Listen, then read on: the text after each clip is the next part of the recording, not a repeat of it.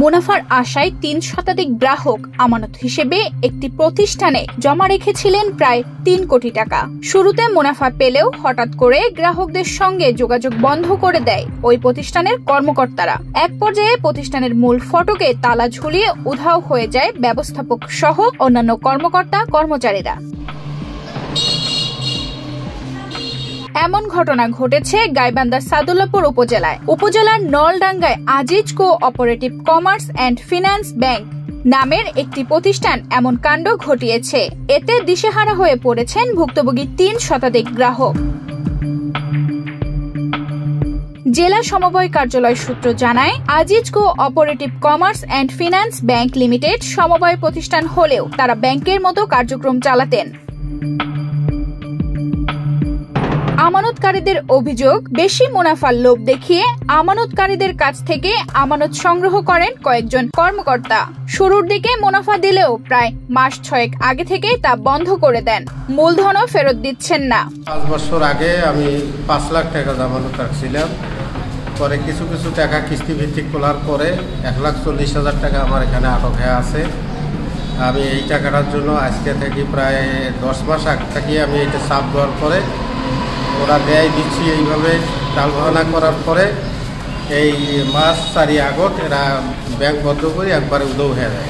নলডাঙ্গার 1 নম্বর rail gate এলাকায় সৌদিয়া মার্কেটের 2য় তলায় Aziz cooperative commerce and finance bank limited ওই শাখায় গিয়ে দেখা যায় মূল ফটকে তালা ঝুলছে। গেটের ভেতর দিয়ে দেখা যাচ্ছে টেবিল চেয়ার ও কাচে ঘেরা ব্যবস্থাপকের কক্ষ। নেই ভেতরে বাহিরে কোনো কর্মকর্তা কর্মচারী। উনি যেভাবে আমাদের টোপ দেখে অনেক কিছু বলছে, যেমন বলছে যে আমি স্থানীয়, উনি যেহেতু আপনার ব্যাংকে আগে ছিল, আমি আপনার ব্যাংকের একজন কাস্টমার, ওই সুবিধা ওনার সাথে পরিচয়। তো উনি যদি এখানকার স্থানীয় এবং এখানে মনে করেন যদি উনি ব্যাংকটা যখন পরিচালনা শুরু করে তখন থেকে আমাদের অনেক প্রলোভন দেখায় যে এত লাভ হবে অত লাভ হবে। আর আমরা জানি যে নিজের লোক এই হিসেবে টাকা দিয়ে রাখছে। কিন্তু ইদানিং এখন হঠাৎ করে দেখি মাসিক টাকা দিয়ে রাখি দেখি যে তালা দেওয়া। আমি জিজ্ঞেস করলাম না যে 3 দিন থেকে ব্যাংক খোলা নেই। ভবনের মালিক মোতালেব হোসেন বলেন, 2016 সালে মাসিক 7,000 টাকায় ভবনের একটি ফ্ল্যাট ভাড়া দিয়েছি। ভাড়া 10 মাসের বাকি আছে। বকেয়া টাকা ও ফ্ল্যাট বুঝে না দিয়ে তালাবদ্ধ করে তারা উধাও হয়েছে। এখানকার সাধারণ মানুষ, জনগণ সকলেই এখানে টাকা পয়সা রাখছে। আমি নিজেও রাখছি, আমার স্ত্রীও রাখছে। প্লাস আমি প্রতি মাসে 2,000 করে টাকা দিয়ে গেছি। সেটার এখনো ম্যাচুরিটি আসেনি। আবার 3 লক্ষ টাকা আমি দিয়েছি, এই ব্যাংকে রাখছি। সেটা লাভ দেওয়ার কথা, লাভও নাই। সে রাতে এখান থেকে পালাতো। আমার ভাইস্তে ওখানে প্রায় 7-8 লাখ টাকা ওখানে জমা রাখছে। আর ইতিপূর্বে আমার দ্বারা অবশ্য কয়েকবার টাকা উঠেছে। তারপরেও নেওয়া উঠার পরেও আমি শুনছি ভাইস্তের কাছ থেকে প্রায় 7 লাখ টাকা উনি পাবেন। এখানে মূলত 300 গ্রাহকের মতো ছিল। তারা সবাই টাকা রাখছে এবং তারা প্রায় 3 কোটি টাকা প্লাস হবে।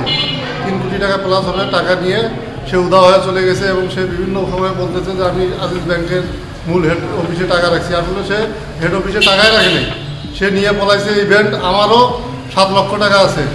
সে বিভিন্ন সময় আজিজ কো-অপারেটিভ গাইবান্ধা জেলা শাখার খুলে অবৈধভাবে কার্যক্রম পরিচালনা করে। অভিযোগ পেলে ভুয়া ব্যাংকটির বিরুদ্ধে আইন অনুযায়ী তাদের বিরুদ্ধে ব্যবস্থা নেওয়া হবে বলে জানিয়েছেন জেলা সমবায় কার্যালয়। আজিজ কো-অপারেটিভ আমাদের গাইবান্ধা জেলায় যে কার্যক্রম করতেছে সেগুলো অবৈধভাবে কার্যক্রম, শাখা খুলে তারা অবৈধভাবে কার্যক্রম করতেছে। আমরা এগুলো প্রতিরোধ করার উপজেলা এবং প্রশাসনের সহিত চেষ্টা করছি এবং জনগণকে বোঝানোর চেষ্টা করছি যে এখানে টাকা রাখলে তো আপনাদের ইয়েতে রাখবেন, এখানে টাকা রাখা ঠিক না। এবং আমরা এদের বিরুদ্ধে আইনগত ব্যবস্থা গ্রহণ করতেছি এবং আমাদের চেষ্টা অব্যাহত রয়েছে এবং জনগণকেও আমরা এই বিষয়গুলোকে বোঝানোর চেষ্টা করছি। প্রতারণার শিকার হয়ে দিশেহারা আমানতকারীরা ভুয়া ব্যাংকটির কর্মকর্তা কর্মচারীদের খুঁজে টাকা উদ্ধার করে আইনের আওতায় আনার দাবি ভুক্তভোগীদের। তানজিদা রহমান ইনায়া, বাংলাদেশ প্রতিদিন।